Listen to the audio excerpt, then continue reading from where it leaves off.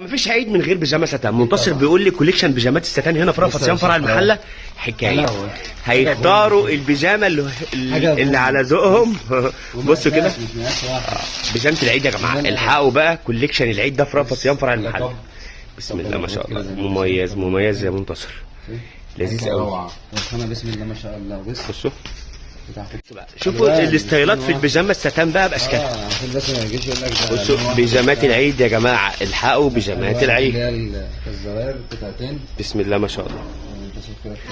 لذيذه قوي. بسم الله ما شاء الله، مميز جدا جدا جدا، حاجه مميزه كلها موجوده في فرع رأفت صيام المحله الكبرى، شارع المعهد الديني امتداد اسم تالت امام مسجد الكنيسه. بصوا بقى الالوان بصراحه مميزه جدا، فرع المحله عامل عظمه بصراحه، كوليكشن مميز جدا للعيد لكل التجار في فرع المحل. بيجامات ما تفوتش كده، ده مصنع مون يا جماعه.